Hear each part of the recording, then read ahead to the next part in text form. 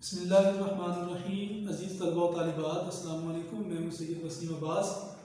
امید ہے کہ آپ خیر و عافیت سے ہوں گے۔ عزیز طلبہ و طالبات، ہم جماعت نحو کی شامل نصاب اردو کی کتاب کے حصہ نظم کے نظم نمبر 2، جس کے شاعر ہیں امین بینائی، کو پڑھ رہے تھے۔ گزشتہ لیکچر میں ہم نے شعر نمبر 1 اور 2 کی تشریح دیکھی۔ آج ہم اسی نظم کے شعر نمبر 3 اور 4 کو پڑھیں گے۔ عزیز طلبہ، بنیادی طور پر نعت ایسی نظم کو کہتے ہیں جس میں نبی کریم علیہ السلام کی تعریف بیان کی جائے۔ نعت میں 2 چیزوں کا ہونا ضروری ہے: نبی کریم علیہ السلام کی تعریف ہو اور نظم ہو، یعنی نظم اور نبی کریم علیہ السلام کی تعریف ہونا ضروری ہے۔ عزیز طلبہ و طالبات، اب ہم بڑھتے ہیں شعر نمبر 3 کی طرف۔ کتابوں کو کھول کر سامنے رکھ لیجئے۔ سب سے پہلے ہم مشکل الفاظ کے معنی دیکھیں گے اور بقیہ اسلوب پڑھنے کا، اور یہ تحریری صورت میں وہی اسلوب ہے جو گزشتہ لیکچر میں تھا۔ اگر آپ نے وہ لیکچر نہیں سنا تو پہلے وہ سماعت کر لیجیے۔ جیوں تیرے در پر، مروں تیرے در پر، یہی مجھ کو حسرت، یہی آرزو ہے۔ جیوں زندہ رہوں،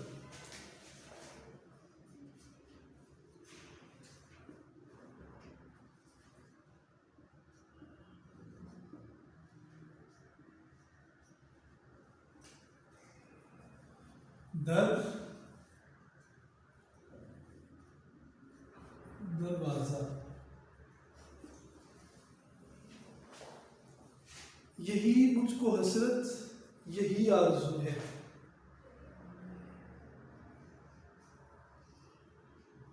حسرت تمنا،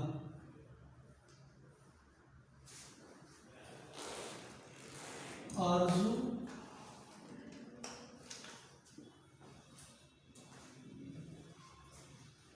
خواہش۔ حسرت ایسی خواہش کو کہتے ہیں جو پوری نہ ہو، آرزو ایسی خواہش کو کہتے ہیں جو پوری ہو جائے۔ تو شعر کو سمجھتے ہیں، پھر مفہوم کی طرف بڑھیں گے۔ جیوں تیرے در پر، نبی کریم علیہ السلام کے در پر جینا، مروں تیرے در پر، نبی کریم علیہ السلام کے در پر مرنا، یہی مجھ کو حسرت، یہی آرزو ہے، یہی میری زندگی کی سب سے بڑی خواہش ہے۔ مجموعی طور پر مفہوم سماعت کر لیجیے۔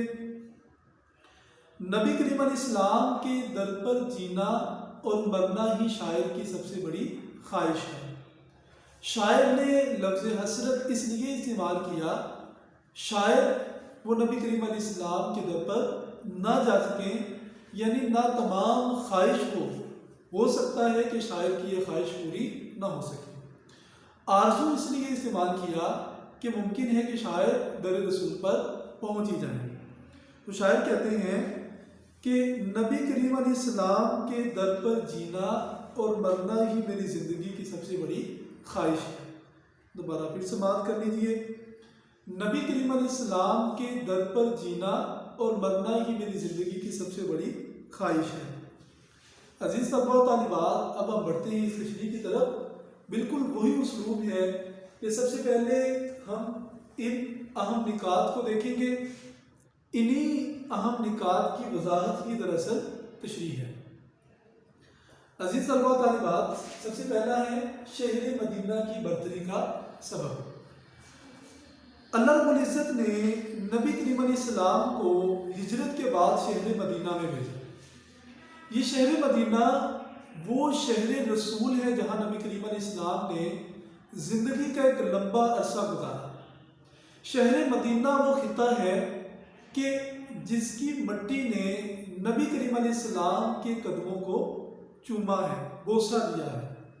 شہر مدینہ وہ مدینہ ہے کہ جس شہر کے اندر نبی کریم علیہ السلام نے پہلا اسلامی نظام نافذ کیا تھا، اور یہ شہر مدینہ ہی وہ شہر ہے کہ جس شہر میں سب سے پہلا دنیا کا تحریری آئین مِسحاق مدینہ کے نام سے لکھا گیا۔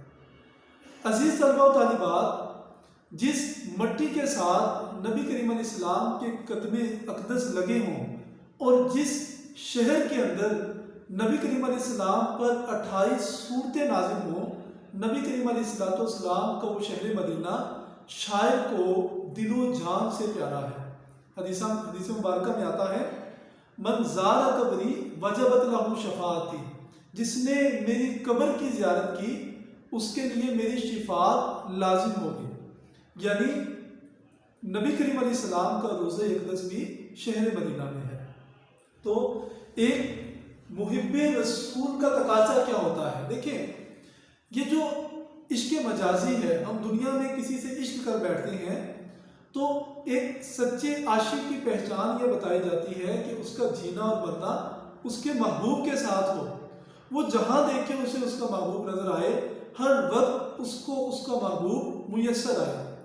وہ نہ صرف اپنے محبوب سے محبت کرتا ہے بلکہ محبوب کی چوکٹ سے محبت کرتا ہے، محبوب کے گلی کوچے شہر سے محبت کرتا ہے۔ یہ تو دنیا کا جھوٹا عشق ہے۔ نبی کریم علیہ السلام سے عشق تو سچا عشق ہے۔ شاعر کہتے ہیں کہ نبی کریم علیہ السلام سے ایسا عشق ہے ہمیں کہ دل کرتا ہے کہ ساری زندگی شہر رسول میں بسر کی جائے، موت آئے تو وہ بھی نبی کریم علیہ السلام کے شہر میں آئے۔ کیونکہ در رسول پر جینے کا مطلب کیا ہے؟ در رسول پر جینے کا مطلب ایک یہ بھی بنتا ہے کہ نبی کریم علیہ السلام کے احکامات پر عمل کرتے ہوئے زندگی بسر کی جائے۔ عزیز طلباء و طالبات، اب بڑھتے ہیں حوالہ جات کی طرف۔ در پہ پہنچے کس طرح وہ بے نوا بے بالو پر، ایک نظر طائب کے حال ذات پر خیر البشر۔ دروازہ بے نوا بے بالو پر، ساز و سامان کے بغیر۔ طائب یہ شاعر ہیں، حفیظ طائب، ان کا یہ شعر ہے، حال ذات بری حالت پر، عاشق اپنے محبوب کے بغیر تڑپتا رہتا ہے۔ شاعر کہتے ہیں کہ طائب بے ساز و سامان در رسول پر نہیں پہنچ سکتا، طائب کے حال ذات پر اے رسول کریم نظر کرم کیجئے کہ وہ آپ کے در پر آنا چاہتا ہے۔ خیر البشر، تمام انسانوں سے بہتر، نبی کریم علیہ السلام کا لقب۔ یعنی کوئی بھی انسان مال و دولت کے ساتھ در رسول پہ نہیں پہنچ سکتا، اس در پر پہنچنے کے لیے محبت رسول کا ہونا ضروری ہے۔ وہ بغیر مال و اسباب کے بھی اپنے در پر بلا لیتے ہیں۔ تمہارے در کو چھوڑا تو در بدر بٹکے، یعنی نبی کریم علیہ السلام کے در کو چھوڑنے کا مطلب ہے کہ در بدر ٹھوکریں کھانا، ترس گئی ہے جبھی سنگ آستان کے لیے۔ سنگ آستان نبی کریم علیہ السلام کا روضہ اقدس، جبھی پیشانی، یعنی شاعر شدت سے منتظر ہے شہر رسول میں جانے کے لیے۔ عزیز طلباء و طالبات، اب ہم بڑھتے ہیں شعر نمبر 4 کی طرف۔ اس کے اہم نکات، حوالہ جات، مفہوم اور مشکل الفاظ کے معنی ہم دیکھیں گے۔ شعر ہے، جمے جس طرف آنکھ جلوہ ہے اس کا، جو یکسو ہو دل تو وہی چار سو ہے۔ جمے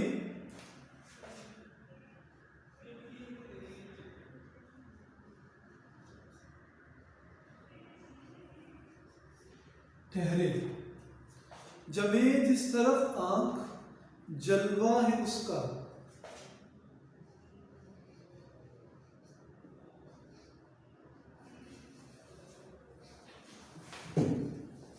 نظارہ، جو یکسو ہو دل تو یکسو کا مطلب ہے متوجہ، متوجہ توجہ کرنا، توجہ کرنے والا۔ چار سو چاروں طرف،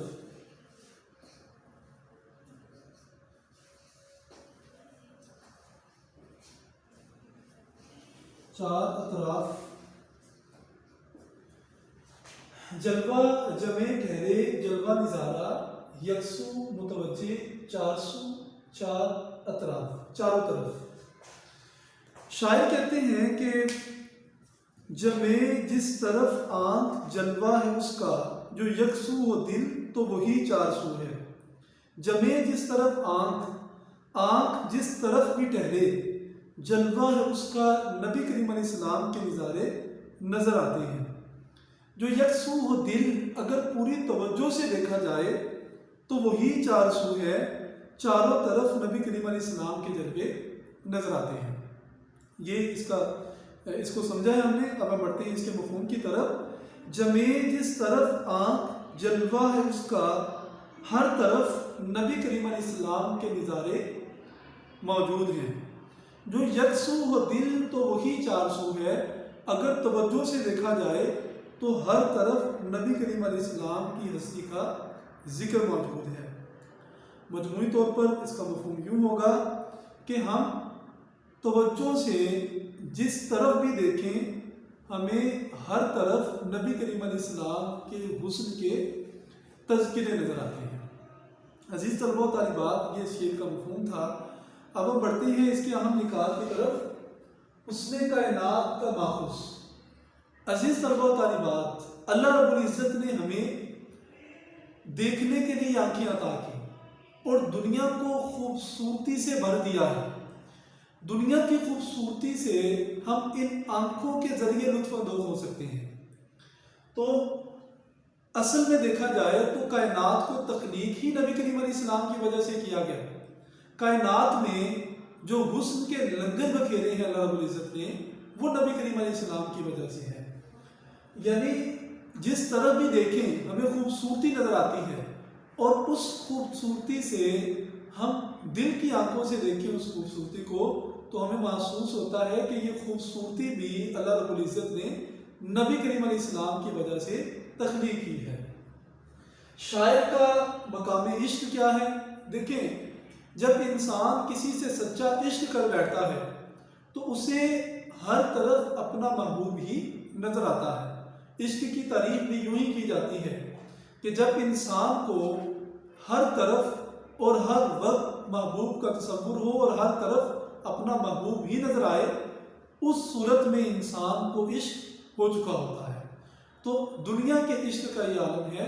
اگر پاکیزہ عشق کی بات کی جائے جو اللہ اور اس کے رسول کے ساتھ ہوتا ہے، تو شاعر دل و جان سے نبی کریم علیہ السلام سے محبت کرتے ہیں۔